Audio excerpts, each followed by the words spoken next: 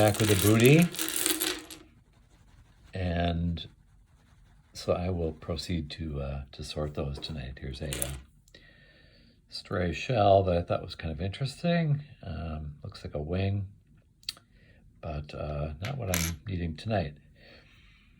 Yeah, so these are some of the other rocks that I have on hand. These are kind of pastel, very smooth pastel colors. This is the same thing I was looking for tonight, small black rocks, medium-sized black rocks, larger black rocks, and then the small white rocks, larger white rocks, and then these granite-y looking kind of rocks, which are actually very beautiful. So that's usually how I start with inspiration, is actually looking at the rocks themselves and thinking about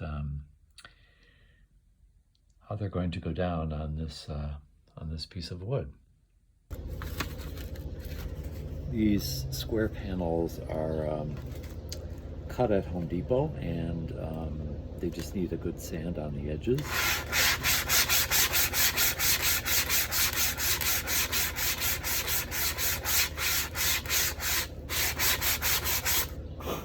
Just to make the edge nice and clean, no snags.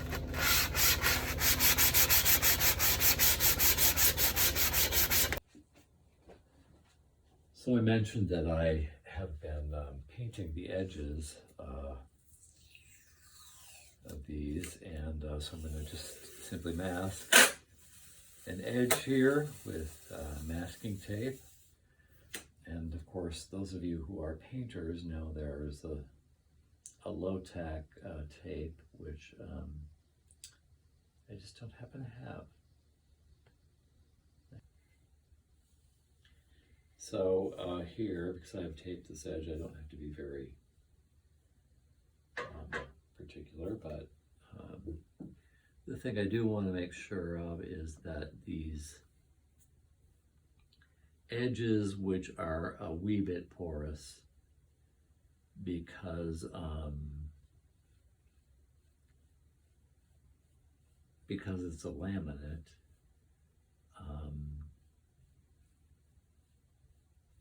get fully coated. Once black is inside all the crevices, there's not going to be any detecting of a porous surface there. So you can see this edge.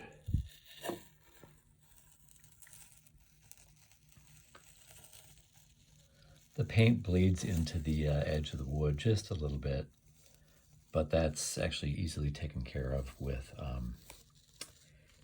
a couple swipes with a piece of sandpaper. So that would be the next step. Yeah, this will benefit from a bit of a cleanup here, which should be pretty easy to do with a piece of sandpaper. So these edges should clean up pretty nicely with a couple swipes of the sandpaper.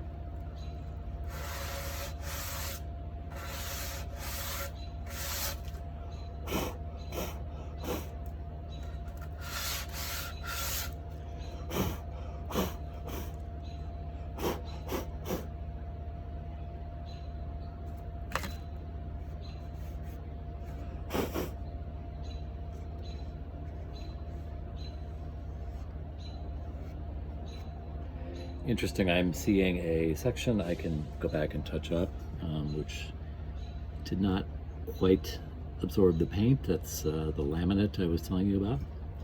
That's also fixable. Yeah, so the paint is filled in the porous areas there, and that'll dry. And then I'm going to do a stripe down the middle of the surface. And voila, I will have a palette. So that edge, I'll want it to be as clean as possible. Hopefully there won't be a whole lot of bleeding of color, black color. And if I had my druthers, I would roll this with a roller. I'm gonna check and see here if my roller width is actually, yeah, actually I'm gonna roll it.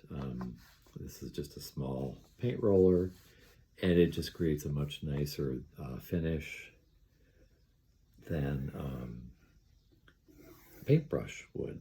So I'm gonna do that. Whoa.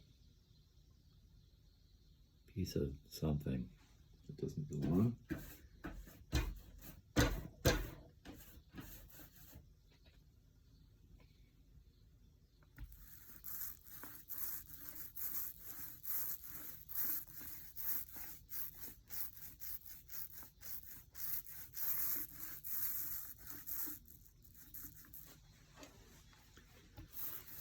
Going to go the other direction just to make sure I've got the coverage I want.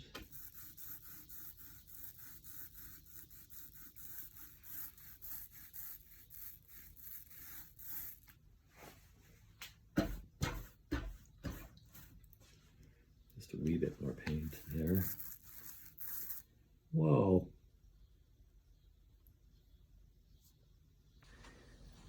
So I've looked at one of these edges and it turned out pretty nice. Let's check the other one here. It's a little bit irregular, but I'm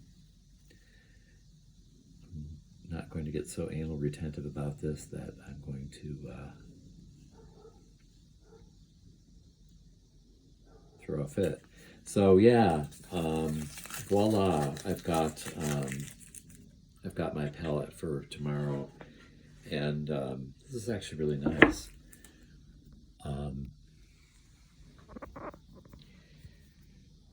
This is the palette which I'll be working with tomorrow, and nice black edges all around. And I've actually been playing with just, these simple line sketches, which are ideas about how I might like to try a rock formation. And this is one I feel like I would like to try tomorrow. So we'll see. So I'm going to create a template for myself. I'm somehow gravitating toward this wider swath of rocks. This is slightly narrower, but I think I'm going to go for the wider swath here, maybe. So I'm going to just make a template out of corrugated, and this is cut to size here, and I will just simply spray mount this to my corrugated so that I cut myself a template to use for placement of the rock pattern. So that's next. This is oftentimes the stage at which I start getting actually other ideas. I guess maybe that's just what the creative process is about. But yeah, suddenly I cut this template with the intent of having a path down the middle, but I'm suddenly like, oh, this is might it be interesting to do rock formations in this shape on the edge, and then maybe even doing a strip down the middle in this field of black. So that's kind of what I do when I start this, is I play a little bit with what the tools I've created for myself, and usually I just take a chance because I don't really know how something's going to come out. So that's probably what I'm going to do. Yeah, the real activity of this is, yeah, if I'm going to do this sort of thing where I'm putting the darker rocks in these corners here, and then deciding, well, how do they interact with the pastel rocks and the white rocks? It becomes an issue of shape. And as I start gluing, I will actually pay attention to gosh, how do I make a little corner like that with a rock? Means I've got to find, you know, just the right sized kind of a rock to make that shape happen. Even small little pieces oftentimes. So yeah, I'm ready to start the gluing process. For better or for worse. This is the glue I am using, and it's actually pretty amazing. It is, it's clear, it's transparent, but the only drawback is it's shiny. So when it dries, there's a definitely a shiny cast to it, and that can be used as part of the art, or you can disguise it, and that's probably what I'm going to try to do here is disguise or prevent the glue from being seen in any place. It's just it's a wee bit forgiving, actually, this glue too. So you can see there's this piece that I did has definitely just sort of takes advantage of the glossiness of the glue, because these screws are embedded in the glue, and there's no attempt whatsoever to hide the glue. But many other of the pieces that I've been doing have been more an attempt to hide the glue, like this. You know, if you were to examine this closely, you would be able to see the shine of the glue. But and the glue is remarkable. It's so bonding that it really does not allow for dislodging of objects very easily. It is, you can rip these off, of course, if you want, but even just a rock sitting on top of another rock, it actually stays solidly in place there. So yeah, ready to glue. So you can see the results of the gluing process here, and the way I've just sort of chosen to piece these rocks together. That's kind of the fun of this, or the challenge of it, maybe. And, you know, there's some ways in which I like to look at these things and go back and maybe either fill holes or, you know, put an additional rock or two in here, but it's actually pretty easy to do. It's a very forgiving sort of thing. It's just gluing another rock on. So I have glued down, it's actually a very interesting process, actually, for me, of being a rock fitter. But at any rate, both sides are done, and I'm going to let the glue set up solidly before I remove the cardboard, and then I think I'm going to do something right down the middle of the black field there. We'll see. I kind of took a risk with this, because this is not the way I was going to do this, but art's a risk. What can I say? So we'll let the glue set, and I'll resume later. So now we'll do the reveal here, now that the glue has set up. And I usually do a little test where I just hold it vertical to see if anything's going to fall off, but generally that does not happen with this glue. It's so reliable. I'm going to take the corrugated off, and yeah, just see actually what I created here. And then I have an additional idea about what I'd like to do with this piece, which I'll have to wait and see what I got before I make my decision on that. But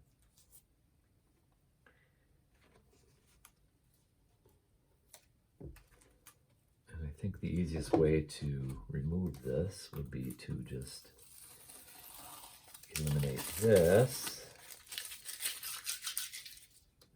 then pull away each half of the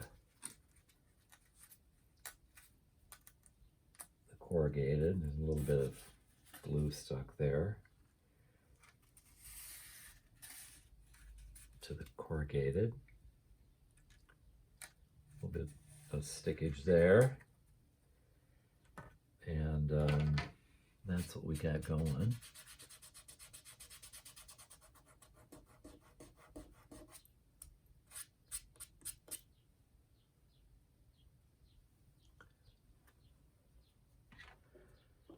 That's kind of interesting. This is really very different from what I anticipated doing. So I'm not quite sure how I feel about it, but it is what I did. So I'm going to consider a last step on this piece before I consider it finished.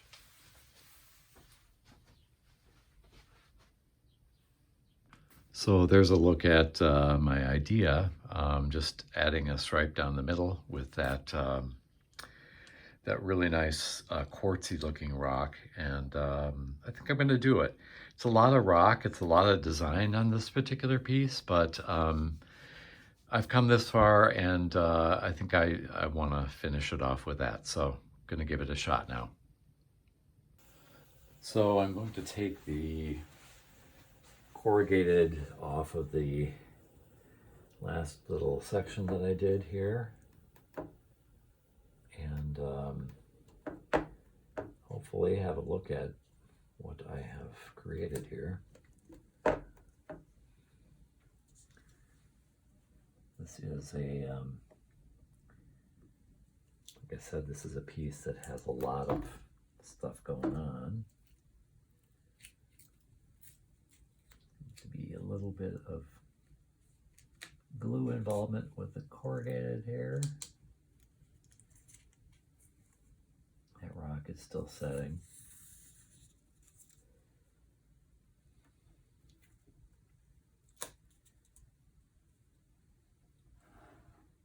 You might be able to see little strings of glue here. Those are actually just pretty easy to eliminate.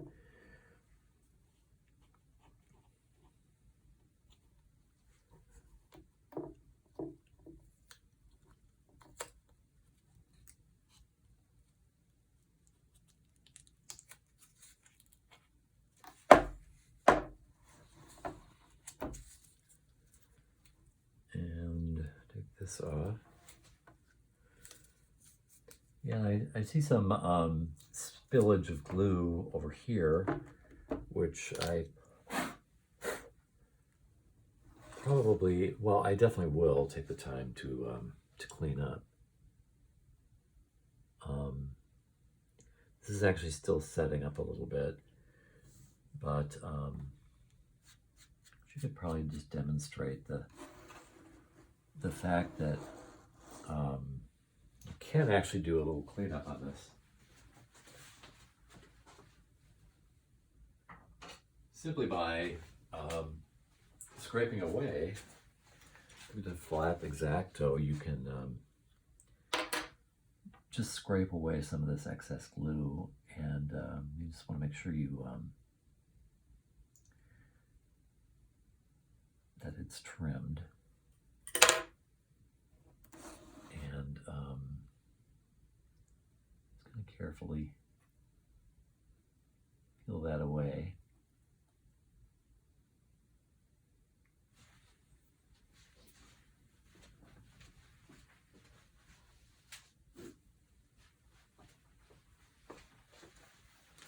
This is probably better to do this when it's a wee bit more set up, but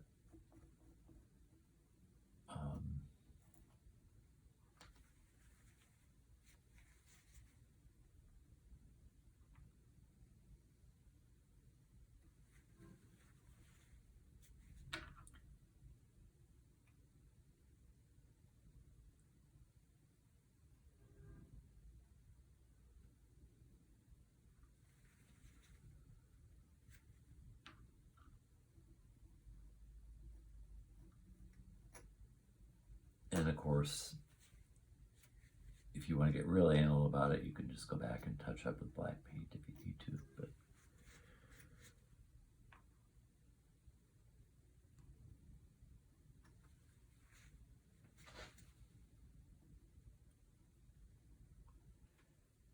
it's always interesting to look at the finished piece the next day and just to kind of get my own reaction to it. And, to be frank, this is actually busier than I intended to do. I tend to gravitate toward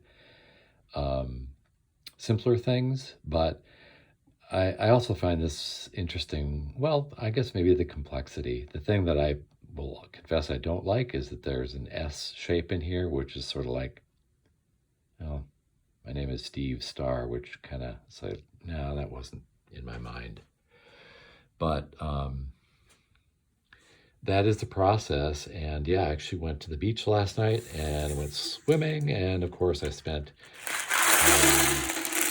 good amount of time picking up rocks. And this is what I came back with. So I'll just let that sit in my brain and see what happens for next weekend.